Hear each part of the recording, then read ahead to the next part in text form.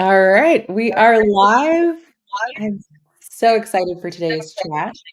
Oh, I've got a little bit of echo, so I'm gonna push the mute. So I'm so happy for today's chat. We are talking about anxiety, and anxiety is something that we particularly didn't know that we were having because sometimes we can shove those emotions down. And for both of us, it happened really unexpectedly. I'm going to let Anthony start with his story of anxiety and being professional. And we're like, oh, anxiety, I don't have that, right? Uh, well, it's funny. It's not funny. Um, it's definitely not bloody funny. But I mean, I teach different techniques and knowledge of how the mind actually operates, and where anxiety comes from. Anxiety comes from worry and doubt in our conscious mind, fear in the subconscious, and that leads to anxiety. Now that all sounds pretty, doesn't it? And it sounds nice, and it sounds nice and fickle. And I do remember in my former days when people would say, as a buyer for a hotel chain back in the days, when people would ring in sick and say, "I'm stressed and I'm this and I'm that," I used to say, "BS." There's not an effing thing wrong with you. You're just skiving to get out of work. But then all of a sudden, when on a particular day, a little over a year and a half ago now, and I was sitting at home and I got these pains in my chest, and they weren't getting any better, and I felt really bad. I was terrified, if I'm being honest. So I called, and I think it was a Saturday or a Sunday. So the GP or our general practitioners were closed. So I called what we call here the care doc, which is the out of hours doctor, and I explained what was going on, symptoms wise. Oh, you're having a heart attack. We'll have an ambulance over to you. Oh, great. Thank you very much. Um, so that was nice. Yeah, that was nice.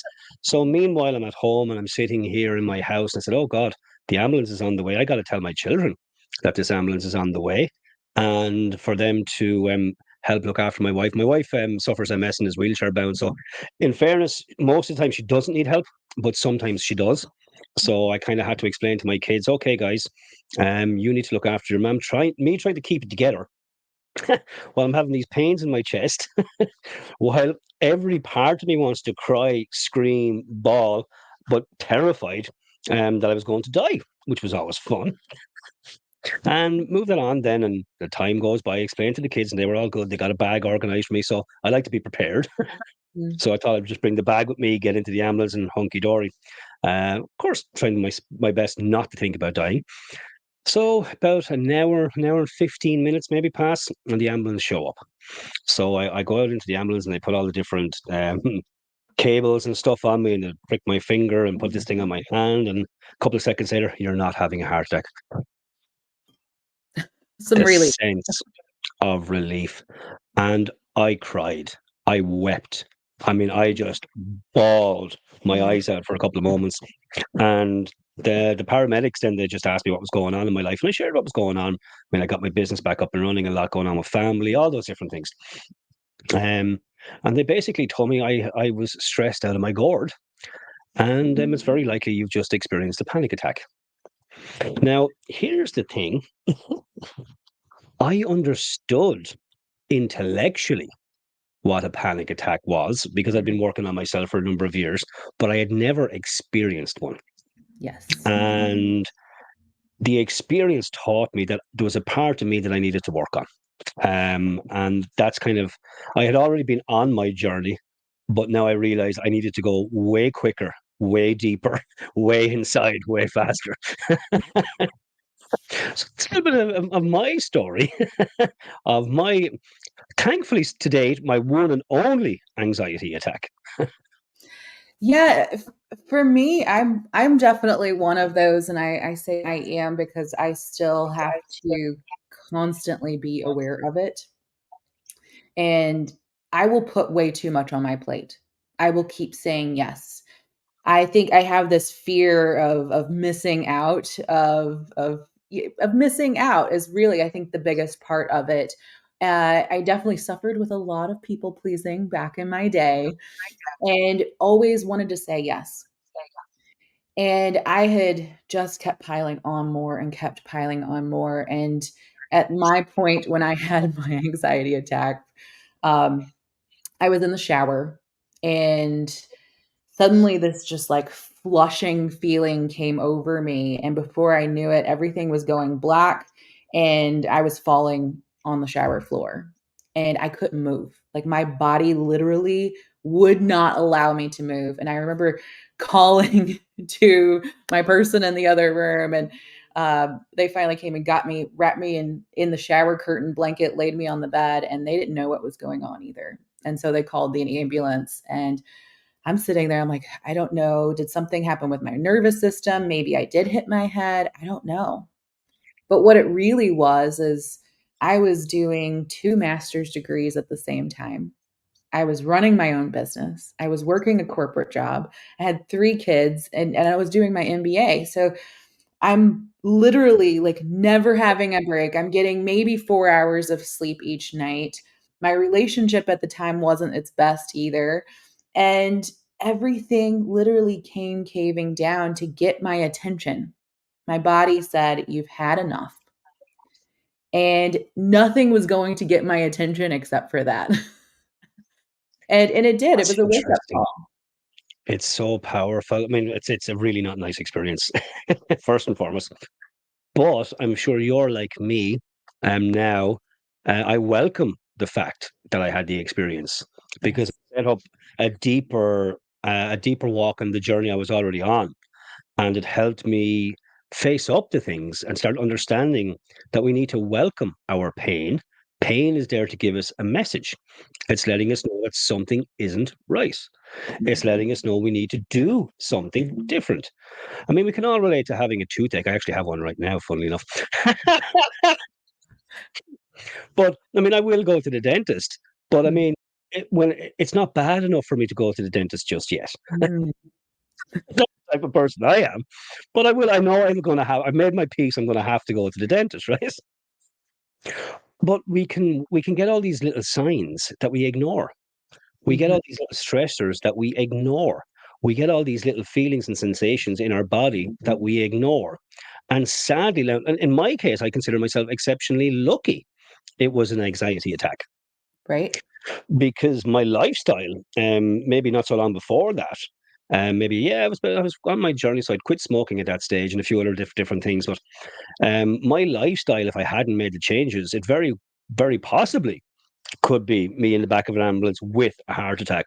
And I know plenty of people my age and younger who have Yes. had heart attacks, who have had strokes, who have had things. Thankfully, some of them can come back from, and sadly, some of them don't. And it's terrible that we don't stop, reassess, ask ourselves what's going on. Yes. And I the word that comes up for me too is tolerance. And this has been this word lately for me is what is our tolerance level that we have set? And so many of us don't have a tolerance level set. We don't have that boundary set for ourselves, for our health, for our life. We just keep pushing and we keep pushing those boundaries. And there's a good way to do that where we get out of our comfort zone, but then there's a destructive way that we can do that as well. Oh, that's so insightful. And I really do hope that people are taking notes as they're listening to us. Yeah. Because what you've just shared there is really, really powerful. There is a good way to grow and develop. And then there's a way that you think you're growing and developing, but you're actually destructing yourself. Yes. Because when you push too hard and you force yourself to do anything, force negates. And that's where the stress really ramps up because you're going against your own grain. And it's so important that we learn how to, I suppose, for the want of a better word, massage the mind a little bit, Yeah, I like that. um, to let ourselves do what we need to do for our own benefit because Mm. human beings were creatures of habit. People form habits, habits form futures. And some people will tell you, oh, it's easy to change a habit, and it's this and it's that. And you hear all this bullshit out there. Depending on the habit, And depending on how ingrained the habit is, will determine how hard and or easy it is. Because if we have been doing something every day for an exceptionally long time, that's what's known as a deeply ingrained habit.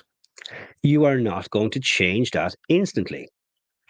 And the big mistake that so many of us make when we go to change habits is we don't understand what needs to happen because nature abhors a vacuum. When you stop a bad habit, if you don't replace it with a good habit, another bad habit creeps in the back door. And I'll always share the story of my mentor, Bob Proctor, on this one, because I just think it's a really great story. Bob, as a younger man, was quite fond of the old sup, you know, Mm.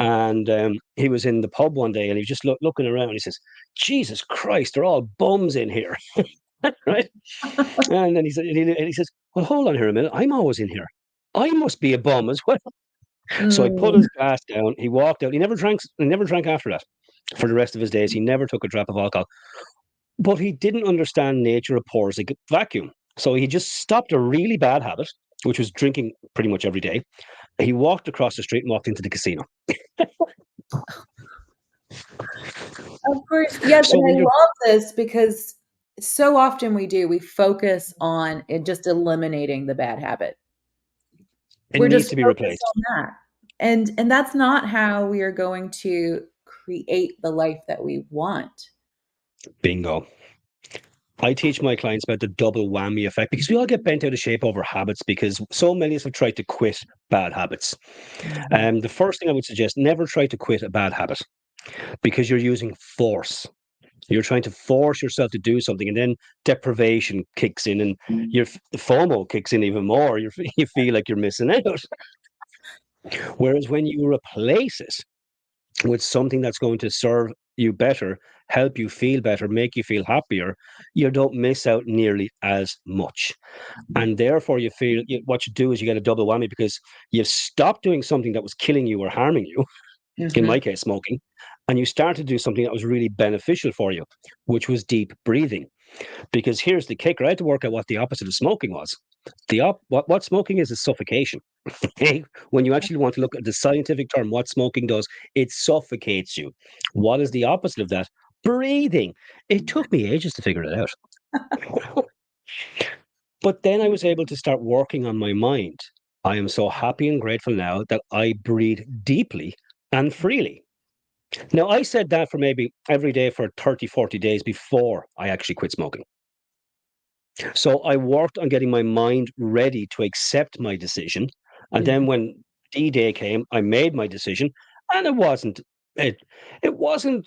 People tell you it's ridiculously easy. It wasn't, but it wasn't that hard either. So Wow. I mean, it was manageable because I had been building up in my mind the psychological habit that I needed to create to be free from nicotine, which I am thankfully still am. And beautifully, I don't miss it one iota. That's awesome. And so for me, similar. I my first weight loss journey, I had lost almost 60 pounds, and Wow. I was eating my emotions is what was happening, and I was very stressed, and you get into that feeling of like I'm searching for something, and I kept searching the refrigerator, often ice cream, and I would put it in and I would feel satisfied for a moment, and then that didn't fill the need. So then I would go for the next thing and I would eat like a whole thing of Oreos, and I just kept doing that, and it became this like friend at the moment. It was a comfort. And I gave myself two options. I said I can either sit down and try to figure out what emotion is going on right now, and I'm just going to literally plop myself on the floor and just breathe. Or I can make myself, and I would make like a chocolate protein, avocado, banana, peanut butter thing that was creamy and tasted kind of like ice cream. And I had myself two options. And so when I focused on what it was that I wanted, and I said, these are the healthy habits that that version of me would have, I gave myself something else to focus on rather than focusing on, "No, stop eating ice cream. Stop eating the sweets. Don't eat the sugar." Right? We approached it with love rather than, like, dissatisfaction. you approach it from building yourself up rather than tearing yourself down. I just wrote a couple of notes there. When you were eating, and by the way, smoking, eating, drinking, drugs, it's all there for designed to help us not feel. Mhm. And once we become mature enough to allow ourselves to feel all our feelings, Mm. we realize we no longer need any of those things, and we never actually did. But until we have to unfortunately face those walls, those hardships. Some people will need to black out.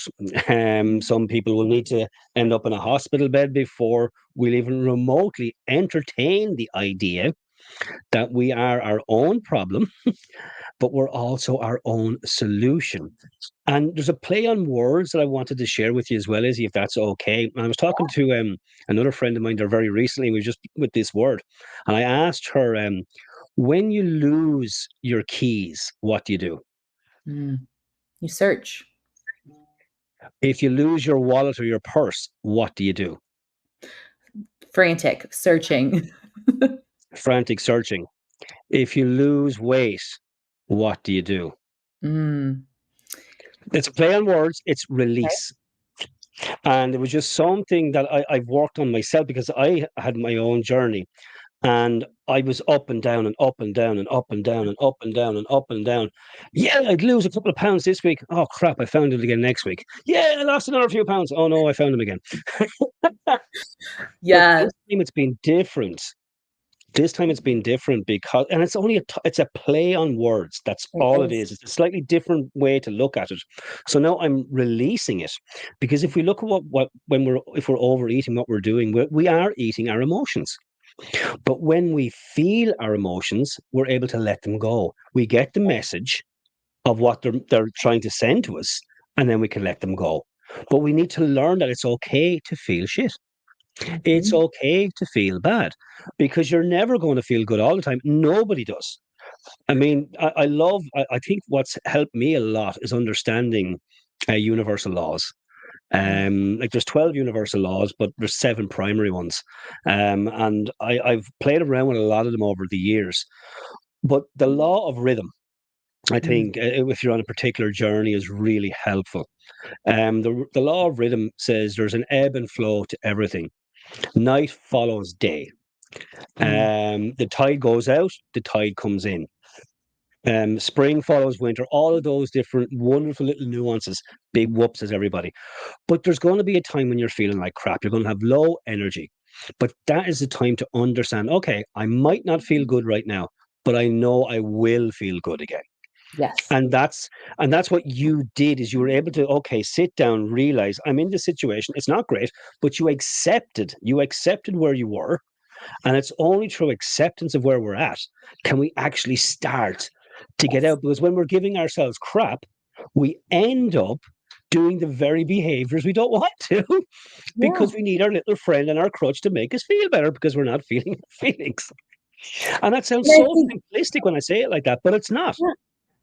And I think so many of us too, throughout the day, we are constantly comparing ourselves to our past selves or thinking about past things that have happened, or we are so wrapped up in the future and thinking about all these scenarios and all the things we should do. Like, I'm a to-do list person, and sometimes it's like I could just keep listing and keep listing. And I hear a lot of particularly business owners or professionals.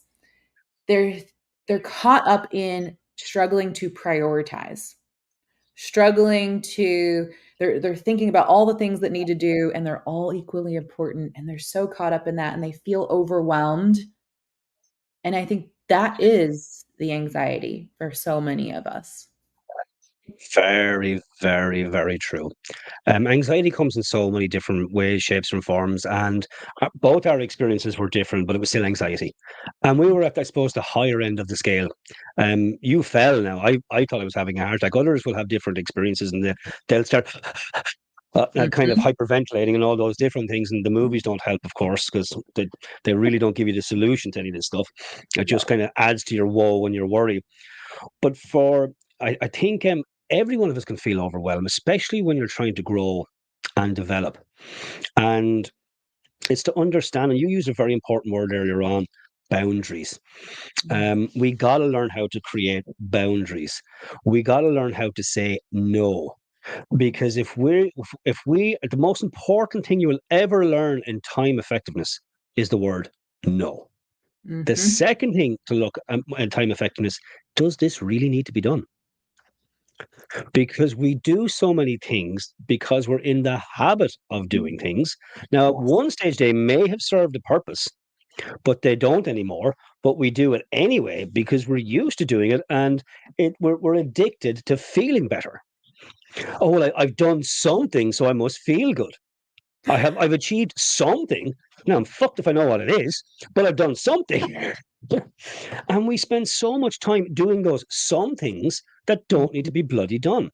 And this is where we got to take a step back and do a little bit of self analysis, do a bit of self reevaluation, and take some time. And oh, I don't have the time. I can tell you, you don't have the time not to do this straight off the Yes. bat. Unless you want to be in the back of an ambulance, having a heart attack, having a stroke, by all means, keep going the way you're going. No worries.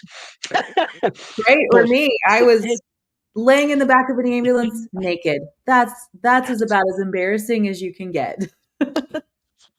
it's up there. But it's to really start to do that self reflection work. One of the things I took from when I had my panic attack, the very next day, I made myself a promise I was going to go to the guru within. Every one of us has answers for ourselves if we're willing to give ourselves some time and some space to work that out. I started journaling. I haven't missed a day of journaling since. I have it on my phone. I think last time I checked it, 507 entries or something like that. But I have not missed a day. And now it's not always like mind blowing stuff for now. Like, Mhm. for example, this morning, I had a good night's sleep. I'm very grateful for that because I slept throughout the night. Now, it's simple Mickey Mouse stuff, but then there's other stuff where I'm giving myself dog's abuse. Mm. Is this, and I'm actually able to put it out of me. I'm able to take it out of me so I can look at it from a different point of view. And when you can look at something through a different lens, Mhm. funnily enough, what you're looking at can change. But it's so important that we start to be able to analyze ourselves a little bit. Now, I'm not talking about you lying on the couch now and talking shite to yourself for fucking 14 hours. Okay. And if you want to go down that road, you can be in therapy forever. Yes. But it's checking in with yourself and starting to ask questions of yourself. You have your own answers. But if you don't start you have to start some kind of process to Mhm. help you get clear about what's most important to you. And I think as business owners, sometimes we can get lost in the fog of busyness. Is and I have the staff I need to deal with, I have the clients I need to deal with. Oh crap, I have to look after my wife, I have to do this. And I remember a very good friend of mine and a coach, Rich Scott, told me years ago. He said, Anthony, anything is possible, but everything is not. Mm. And when you can write down your to-do list, whatever, even if we give an exercise for people to do, if you have a to-do list right now and you look at the list, I want you to ask a question. Does this shit really need to be done? And I want you to use the word shit as well. Yeah, and I love this because I have to ask myself, I'm like, "What's the best case scenario if I complete this? What's the worst case scenario if I don't?" And that can Because help you. right? Like, is it really critical? I had a lot many a times in my life, I will completely admit, and I find that people relate to this as well, where I was ready for a car wreck or something to happen so that I could just be laid up in a hospital bed and I would have a good excuse not to do any of the stuff. And that made me really realize, okay, well, then this stuff really isn't that important if I could go a couple days with a great excuse to not do them. What would be the things I would have to call someone and, "Hey, can you get this done for me?" Or could I just say, "I need 3 days to recover?" And, like, it's a great scenario to put in play. It's very, very powerful because that actually helps us to wake up a little bit. Because when we do something like that, we realize an awful lot of what we're doing, and this is going to really hurt people when I say this, there's no value to it. Yeah. We think there is value to it, but there isn't. And it's to start looking, okay, well, where is my best value? Because we only, when you think about it, the two most important resources that we have is our time and our energy. And if I'm putting time and energy into this thing, whatever it is, that means I'm not putting time and energy into that thing. And I kind of think, you got to go right back and pull back everything and get super clear on what's most important to you. Mhm. What's your worthy ideal? Where are you going? Because whatever you're doing today, what I'm doing right here, right now, is going to meet me again, either spent or invested. And far too often we spend and we waste our time and we don't invest it. And to invest on anything is to expect a return. And that's why when you invest time in you to get healthier, you're going to live longer. Mhm. If you invest in you to do better practices, you're going to get better results. Now, they're not instant, they never are. But that's probably one of the biggest problems in society right now is you'll see all the different ads is instantly get this, instantly get that, or 50 clients in the afternoon, or become a coach for €2. And I mean, oh, come on to fuck, will you, for God's sake. And there's thousands of, and then we're comparing ourselves to, oh, look, they got 5 million likes. Yes, are they real people, Anthony? Maybe not. Is there a thing called AI in the background? Perhaps, but we don't think discerningly about these things. And it's so important that we get clear, does this really need to be done? Yep. And if it doesn't, what can I do? And to avoid overwhelm as well, it's always important when you have this massive list, what one teeny tiny little thing can I do now? Because when I you're caught up in anxiety, you're caught up in terror. And the only way to get out of terror is through action. It always action will solve so many of our problems. What causes our problems is getting caught up in our heads with worry, doubt, overwhelm, fear, anxiety. Oh crap! Oh. Yeah. Sometimes you got to just down tools, go for a 5 minute walk around the block, and breathe, and come into the present moment. Because there's no problems ever really in the present moment when we actually can manage to do it. Now that sounds great, and do you know something? I would love if I did this all the time, and I don't. But I do it more now than I've ever done it. For sure, and I think so many of us have been taught, that doing more makes you more successful or makes you more enough or more worthy.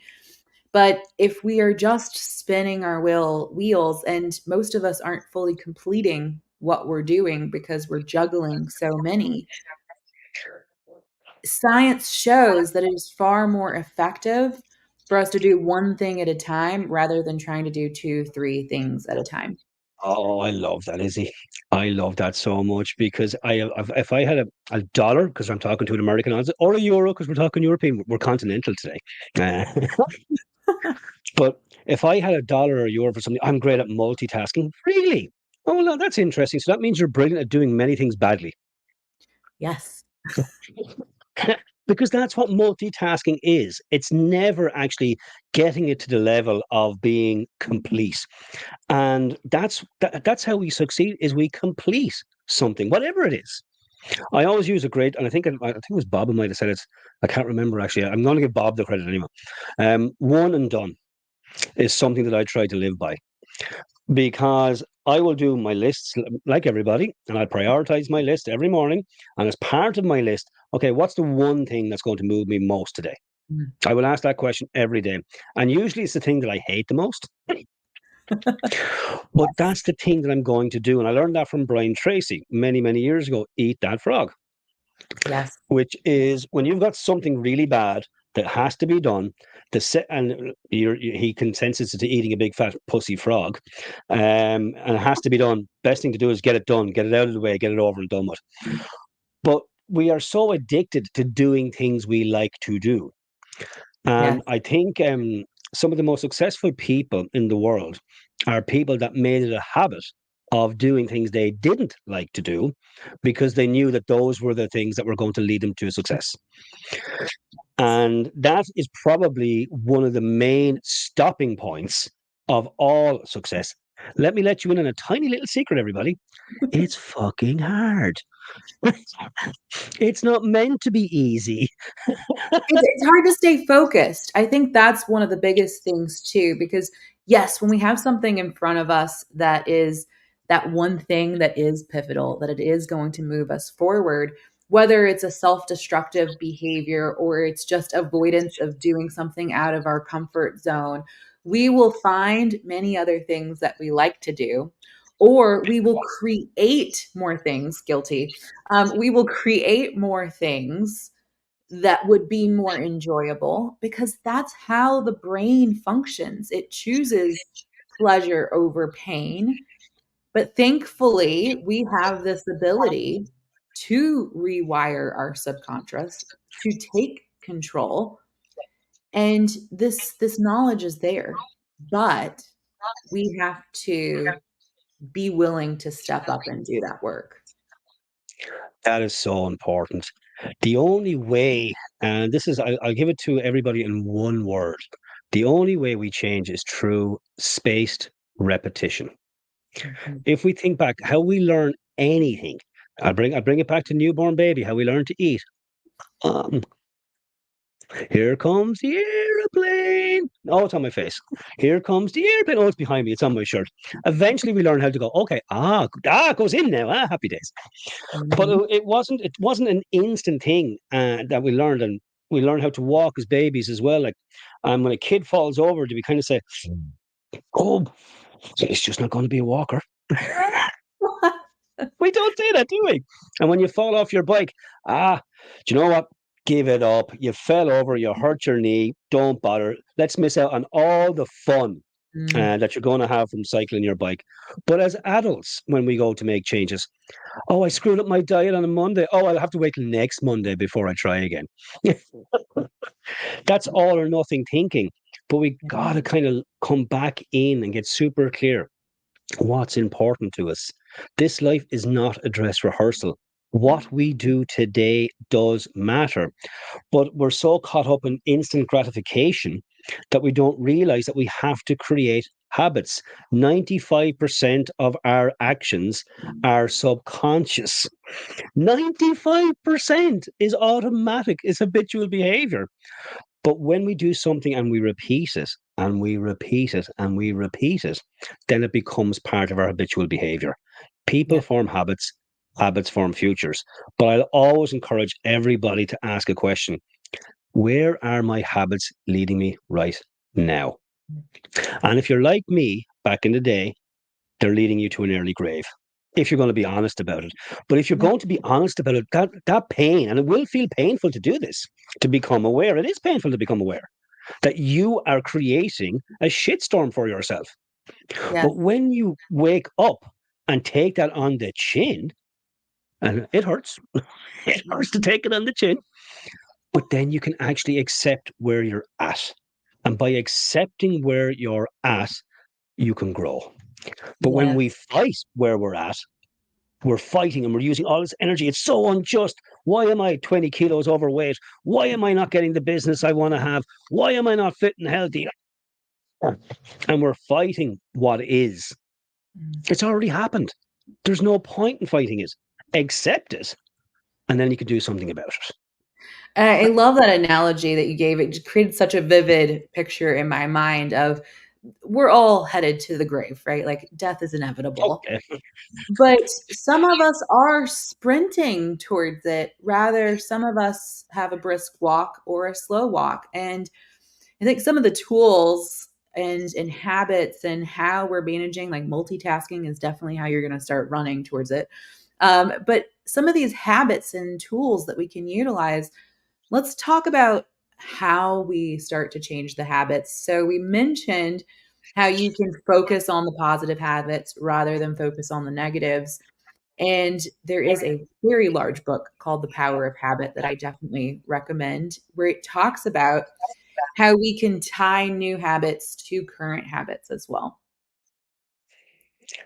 There's so much in our habitual way of doing things, and it's to start to learn and understand what we are and how we can communicate with all parts of us. So we're spiritual beings. We have an intellect. We live in a physical body. We have to contend with our internal and our external environment. Our internal environment is our emotions, how we feel, or for those in the metaphysical world, our level of vibration. If people want to understand how the law of attraction works, it works through the law of vibration first. And I'm not going to go all metaphysical, but that's how it actually works. It works through how you feel, and then Mhm. we have our physical world to contend with. And now I've just talked like in 5 seconds, 5 different planes of understanding. But we got to understand how powerful we really are. We got Mhm. to realize that we're here for a reason. There's a part of somebody that's listening to this that wants to do something at a higher level. They want to be something at a higher level. And that's a part of them that's saying, they're trying to knock on the door, open up, wake up, you're here to do something. But we ignore that part of ourselves. And if we keep ignoring that part of ourselves, that's where more and more and more and more pain is going to be brought to us, Mhm. because life will send us to pain until we learn the lesson. And what I've always found, right this second, people, there's something that you want to do, whoever you are listening to this, write it down. Spend some time thinking about it, because life is not a dress rehearsal, but you have to have a big enough reason to want to go through the hassle of change, because change is a hassle. It's a big pain in the ass. There really is. But if you don't have a big enough reason that if it isn't worth the while, worth the effort, you're not going to do it. So you need to have a big enough reason. I mean, I have many, many reasons that help me to get crystal clear on what I really want.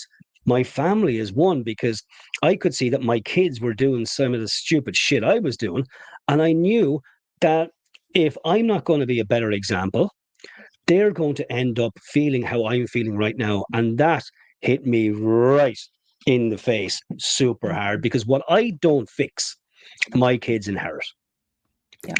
What I and it's oh, let's tell them how to live their lives.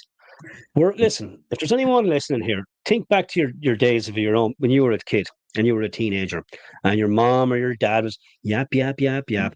I guarantee it went in here and it went out there.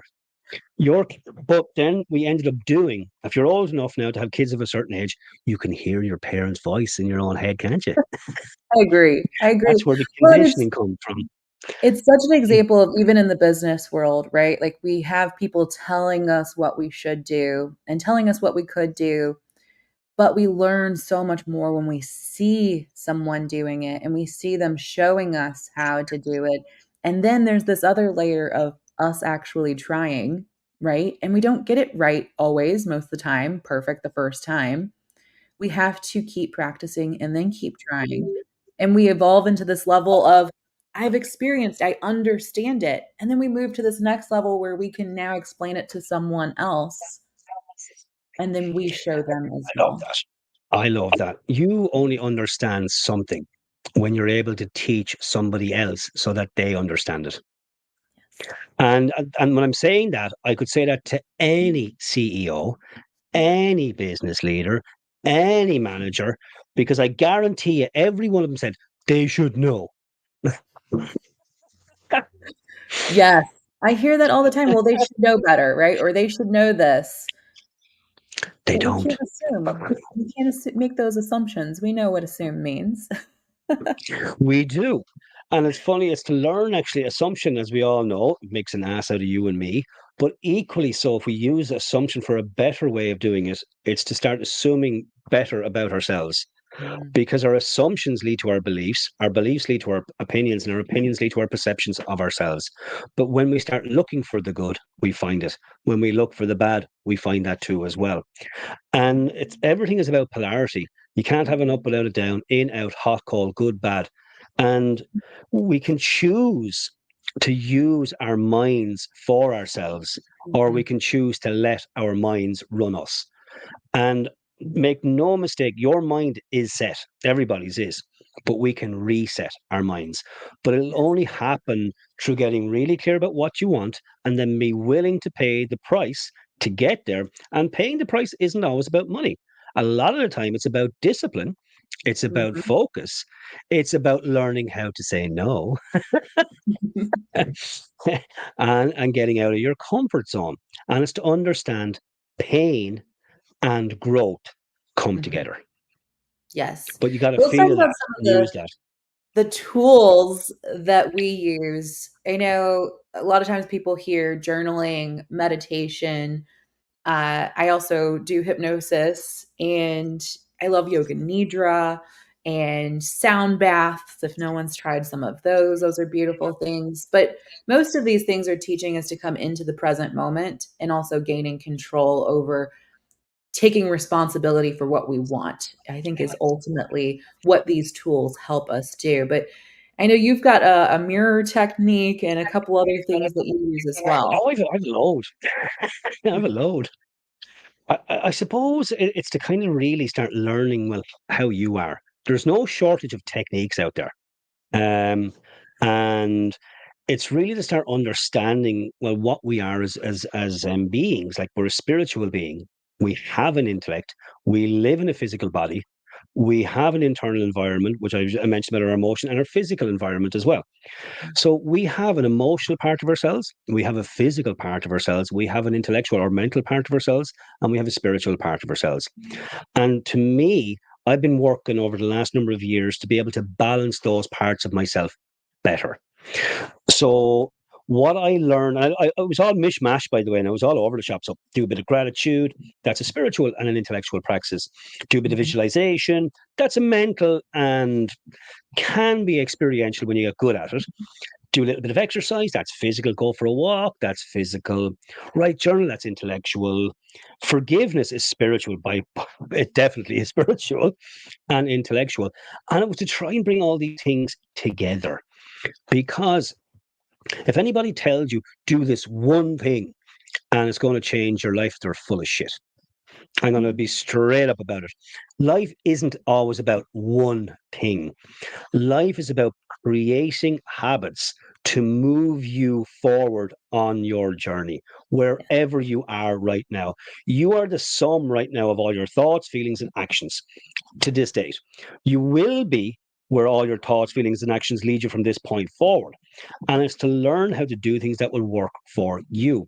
For Mhm. example, I start every day with gratitude because I am grateful. And I know by being grateful for things in my life, I will, in due course, attract things to be more grateful for in due course as well.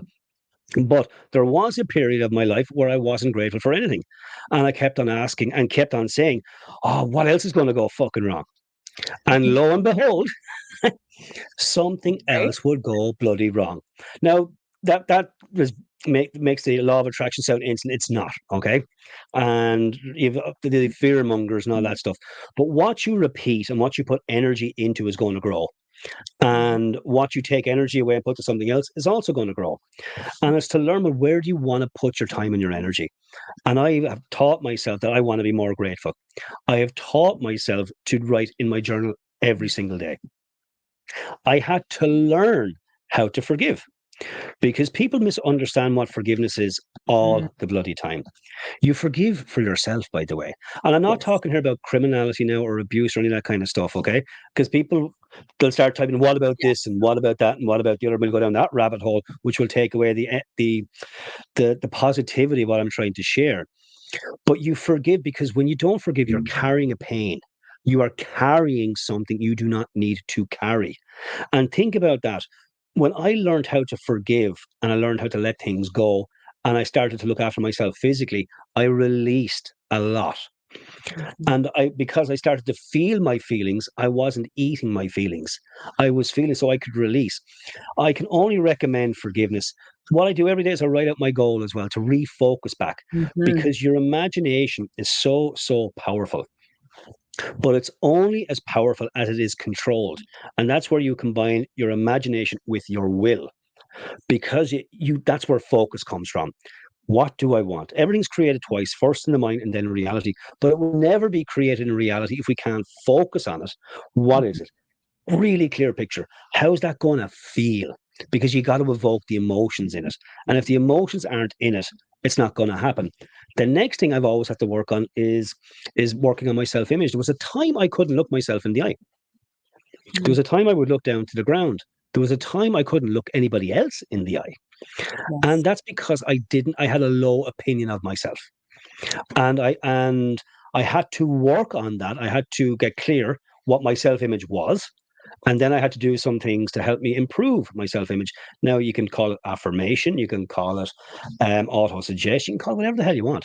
Don't Mhm. call it, do it. But then I had to add this thing into the mix. This is a little mirror I have in my office. And this is super uncomfortable, right? But now I can do it. I can put the mirror up in front of me. I can look myself in the eye and I can say, I accept myself. I accept myself. And this was a part I had to learn. I didn't like my nose and I didn't like my ears and I didn't like my teeth. So I had to say, I accept my nose. I accept my ears. I accept my teeth. I accepted my triple chin, which I did have, which I don't have anymore. I accept my belly. I accept my ass because I had to learn to accept myself. And then I added more things into the mix. Because when you do this for the first time, if you can do mirror work for any more than 30 seconds, you're doing well because it's so uncomfortable. It is. But the psychology behind it is you look deeply into your own eyes. When you look deeply into anybody's eyes, doesn't matter who they are, they become more attractive to you. Mhm. That's why boys for centuries have been saying, "Oh, you've lovely eyes."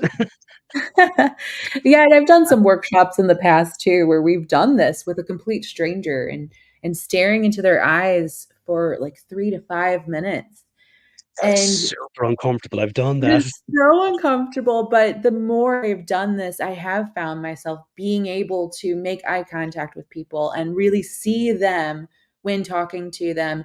And I notice this with others when we can have a conversation and really be staring in each other's eyes and we're complete strangers.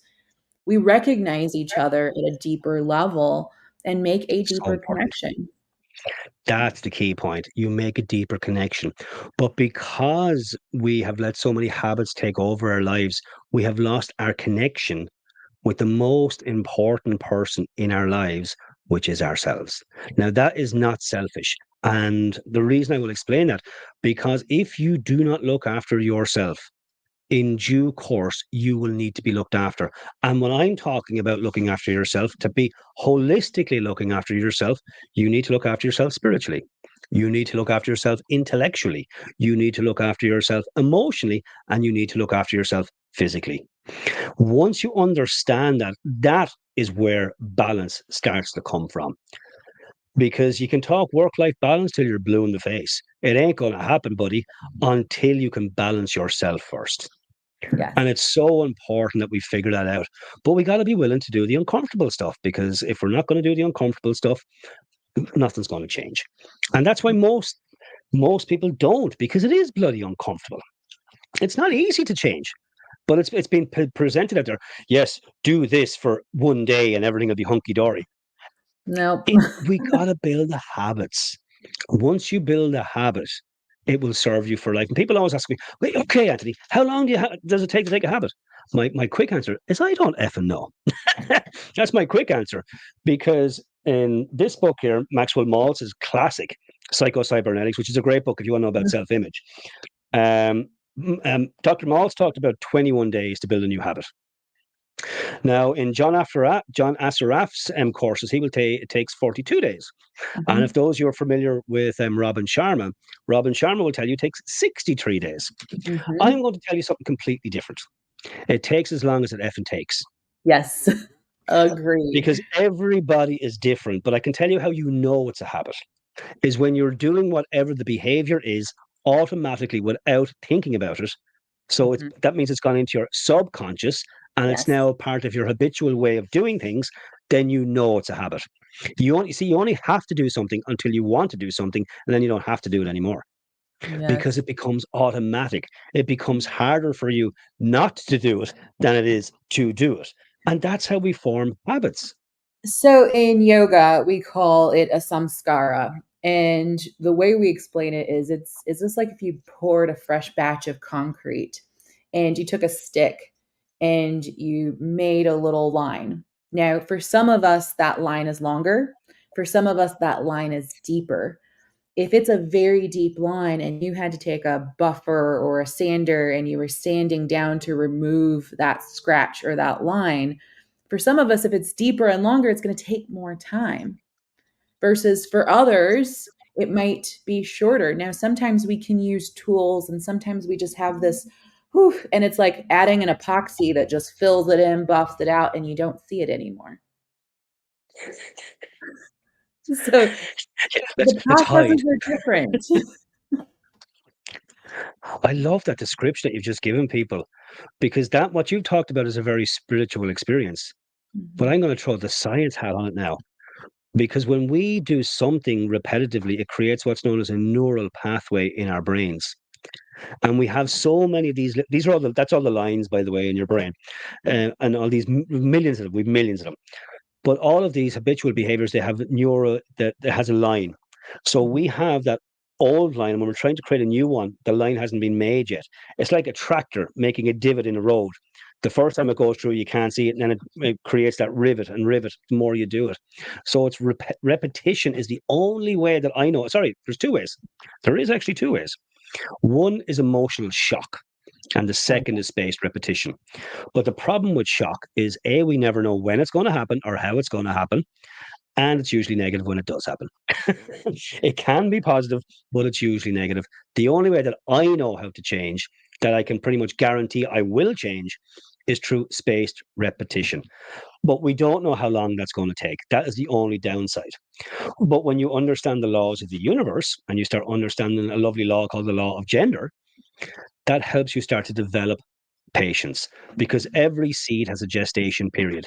You put a carrot seed in, it'll take 60 to 80 days for it to grow. Potato, 120 days. A baby takes 280 days. I mean, do we go home after 90 days and say to the nice lady, hey, where's the baby? Is it not here yet? Can we The make this guys go in the white faster? coats will come Yeah. and take us away, you know? But when we go to make changes in our life, that's what we do. When we understand the mind, our subconscious is like a garden. And by planting the seed in, it needs watering, it needs the sun for it to grow. And that's where the repetition adds that energy into it. Whatever you give your energy to is going to grow. Whatever you starve your energy of is going to die. That's why when we have a negative habit, we starve the energy. We don't talk about it anymore. We don't focus on it. We focus on the new. The new gets stronger, the old gets weaker. Now, I don't know how long it's going to take you, but I know if you do it, 100% you do it, you will change. Yes. And bringing this back cuz we've talked about a lot of tools, we've talked about change, we've talked about habits and how this really ties back to that anxiety is anxiety isn't this okay, here's the anxiety button and we're going to turn it off or on. It is a far more complex system within us, and anxiety can is this like it speeds up and it starts to turn into chaos, and essentially what we're doing is we are calming that chaos and we're bringing ourselves back into alignment, and alignment is not a one time you got there now you're good, or even you're good for a while. It's daily habits that take to maintain this alignment because we are human and we get distracted and we form habits, and we have to constantly check in with that because it is our responsibility to be and create the version of us that we want to be and have. And I think that's a really lovely kind of segue because we got to all take responsibility for where we are in our lives. And once we stop blaming, complaining, and pointing the fingers and starting to realize if it's going to be, it's up to me, then we can start taking responsibility. And I love playing on the word responsibility because so much of life we react to it, we don't actually respond to it. Responsibility is our ability to respond Mm, because that's and people misunderstand taking responsibility and taking blame. Oh, this has happened, it's my fault. That's taking blame, but that what happens then is this has happened but I'm not going to do anything about it. mm. Responsibility is this has happened and this is what I'm going to do to fix it. I love that. That's the difference between blame and responsibility.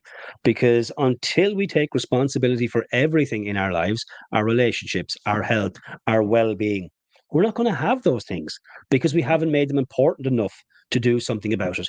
Because I can tell you, it's super easy to blame. It's super easy to complain. And I always say, when you point the finger at somebody, let me show it this way. Let me do it with my other hand. Yeah, If I it's pointing point the back. finger that way, you got one pointing up to God, you got one pointing at the other, but you got three pointing back at yourself. Mm, I love that. Because under analysis and reevaluation, we can bring pretty much everything back to the thoughts we thought, the feelings we felt, and the actions we took. Because those actions create the reactions, which create our circumstances, conditions, environment, also known as our results. And we got to learn how to start thinking a little bit better, how to start feeling a little bit better. Because when we start to think and feel better, then we start to do better. And when we do better, what happens is the world responds to us better. And that's Yes. how we change our lives. But it doesn't happen instantly, it doesn't happen overnight. It takes work, it takes learning habits, it takes getting tools. Sometimes it takes getting some help. Mhm. But all of these things are readily available. They can be learned, they can be adopted, but you got to be willing to do the work. Agreed. And I do this quite often as well. As sometimes I will recognize that I don't like my life right now, where I've gotten off course or something of that sort, and I will write down, okay, what am I currently doing? What do I want it to look like? What are the gaps? What are the next 3 steps I'm going to take? It's as simple as having a conversation with yourself. But Oh, I if you don't love have that. those tools, right? Like if you don't have those tools, you can reach out to either one of us and we'll be happy to say, like, hey, here's a tool. But speaking of that, you do have a free resource that you've put together for everyone as well, don't you? I do. I wasn't going to share it until next week, Well, it's all right. We but can I share it next do. week, but we can build it up for them. Well, it's already built because I had done it, redone it, redone it, redone it, redone it. I'm not redoing it again. I got to get it to the point where good enough is good enough. Yeah. But yeah, what I'm going to share with everybody is my own personal balance your day template. It's the template that I use every single day. That starts with gratitude, has my journaling, has my forgiveness, rewriting my goal, has loads of different stuff in there that we can do that will help us get a handle on what's going on up here, spiritually, intellectually, and physically and emotionally. Because in order to have balance, we got to balance those areas of our lives. I love it. And that's available right now on www.anthonybeale.ie. You, you just got to type in your name and your email address. I'm not going to be giving you a brain hernia, I promise. That's as hard as it is. But that will take you then, you'll get an email maybe a couple of minutes later, and then you'll get access to a video that will walk you through. It's about half an hour just to tell you how to do the different things. Some of you already know this, and some of it might be a bit redundant for some of you, but for others, it might be your first experience of this. But there's a video there, and then there's the template itself. And then I put together a little body scan audio where, in order to really visualize, you got to relax your mind first. And if Mhm. your mind isn't relaxed, the imagination will never be able to be controlled properly. And that's what that's about. Is there? So there's little audio in there. Now, some people know about it. I know you know what a body scan is, Izzy, and a Yeah. lot of people listening to this will. And you can find loads of them out there for free, but I wanted to put something together for the people that are not familiar with what a body scan is so they can become familiar. To me, learning about body scans was one of my first ways of learning how to calm down. Mhm. And that's half the battle when it comes to anxiety is Right. learning how to calm down. And relaxation and meditation and all those different things can seem really scary when you're in the middle of an anxiety episode, but it is something that you can do that is not overly intrusive. That's literally just a guy or a girl talking to you, Yeah. letting you to relax your mind a little bit and showing you how to breathe a bit. And I have to say, I have never ever done a body scan where afterwards I didn't feel slightly better. I agree, and I cannot promote scans enough.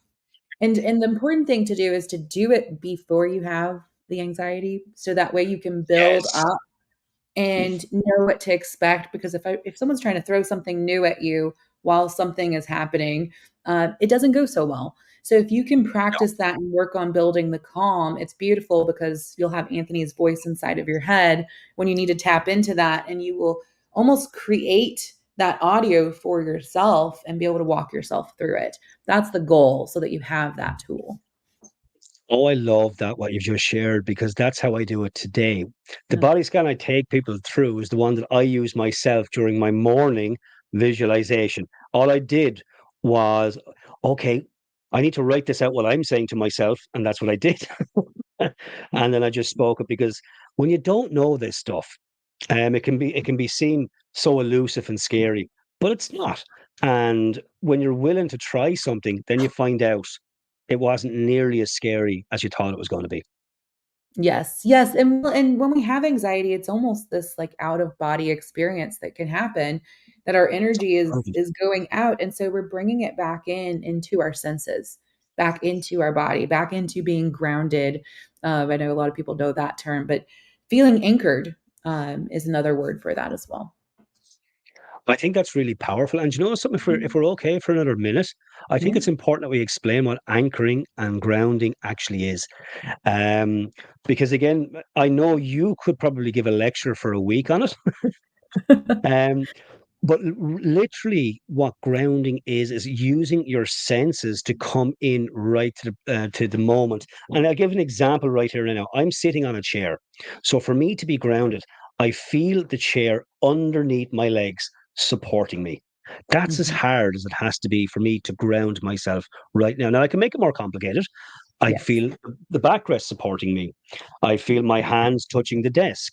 I feel the air going by my skin. I can see Izzy and myself on the screen. And it's to use your senses, but to get into the present moment.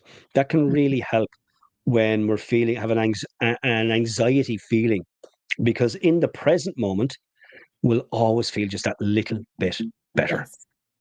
Yes, and then simple phrases like, "I am here," which is sometimes obvious, and then this additional one of, "I am safe." Knowing that you are safe, that there are walls around you, a roof above you, that nothing is harming you at the moment, those additionally help with that more emotional, or psycho level.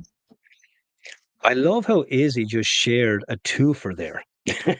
One, what she shared was an affirmation to help calm down, but also she shared gratitude at the Mhm. same time. And Yep, when we start learning these, you did it automatically because it's a habit for you. it is. But it's to be able to break those things down and do them ourselves. And I love that I am okay. I am okay. And sometimes, I mean, especially if we've suffered trauma, we will. Mm, And I'm not going to go into the depth on that now, but it always helps to put your hand on your chest as if it's called. There's a technique called reparenting. Now we don't have the time to go into that, but it's where you just literally say, "I'm okay."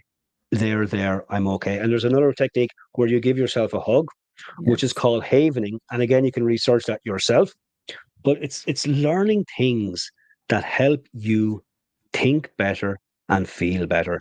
And from when you start thinking better and feeling better about you, everything else will bit by bit start falling into place. I agree. Well, thank you, Anthony, so much for joining me today. We packed in the knowledge, the tools, the tips in. So this is definitely one I would recommend people to come back and re-listen to because the mind learns through repetition. And as we can remind ourselves of the new habits and the new ways and of owning ourself in that ability as well. So tell us again your website so people can go look and find those I resources. Okay, the resources is on www.anthonybeale.ie. And then I'm live every Wednesday inside the Facebook group Map Your Future ABA.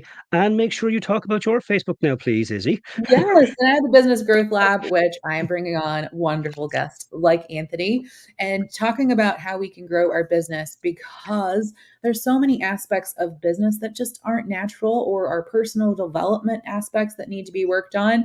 And let's face it, so many people are like, invest in your business, invest in your business. And if we aren't taking the time to invest first and foremost, then we don't grow our business enough to then monetarily invest. So this is the tools and the resources for anyone and everyone. they can have the resources they need to get started or get enough little inklings to move into the direction that they know they need to move into. So powerful. And to re-echo what Izzy said, I would encourage everybody to watch this a few times. Go back with it. Take a pen, take a piece of paper. There are things in here that resonated with you today. And I guarantee you it resonated with you for a reason. It resonated with you because you need to do something with it and about it. Now, of course, you can ignore it. Of course, you can, but I would advise against that. Well, and I'd say, like, Anthony, how many books have you read on this topic? Oh, Jesus. How many books am I reading now, actually, on this topic? I mean, I read this regularly, and that's on self-image. Then The Power of Awareness by Neville Goddard is Mm, really powerful to mix spirituality with intellectually. I have Paul McKenna's here, Instant Charisma. I have, I, I could go on. I've U Squared, Quantum Leap. Uh, Susan Jeffers, Field of Fear, Stephen Covey, Bob Proctor. I've read a bit, but yeah. here's the thing: it's not the amount of reading that I do that's important. Mhm, It's I've read these multiple times, and I read passages multiple times because mhm. until I can understand it, I won't apply it. And that's the thing that I would encourage everybody. If you're going to gain anything, gain an understanding, because when you gain an understanding you will believe that something is possible for you, and if you don't believe something is possible for you, you're never going to do it. Yep, I So agree. that, And I'd that would just be like to add that, like, these nuggets that we have pieced together here, though, I mean, the countless books that you've read, the countless books, education, courses, programs that we have both taken combined, we're really I would pulling say out these between the two things. of us, Izzy, and I'm putting you on the spot now, but I think between the two of us we have probably invested Mhm. anywhere between 300 and half a million Yes, euros slash dollars in our own personal professional development. I would agree. Because I know I've invested a fuck ton. Student loans enough, that I have, but I but the agree. point being is you gotta and I'm not gonna I'm just talking about investing not money for a moment. Invest some time in yourself. Invest like you are the most important person in your life because we all say, oh my partner is or my kids are. Where are your kids and your partner without you? Mhm. I can tell you, no child in the world will ever say, oh, I wish daddy or mommy worked a bit more. It's what we learn and what we can share through our actions, what we can share just by how we show up in our energy, what we can share by conversation. It adds so much more and creates more flavor in our lives. So powerful. So powerful. Izzy, thank you so much for having me. And I believe we're back again next week, are we? We are. We're back next week. So stay tuned. We'll have that post with that link coming up Oh, do soon. you know something? We probably should have told people this was the second of our talks. There's another one. There's another one. So if you want to hear more about parenting, you can go back to last week's. And then we're continuing this talk about, like, finding balance and harmony in life and what are these key things that are getting in our way. Just a final thought to Mhm. let people go is ask yourself what balance means to you. And Mhm. just play over the weekend with that word. What does it mean to you? And I guarantee you'll get some answers and you'll probably come up with some questions too. Agreed. Agreed. Well, thank you all for joining, and we will see you on the next episode. Thank you so much, Izzy. God bless you. God bless everybody. Bye bye.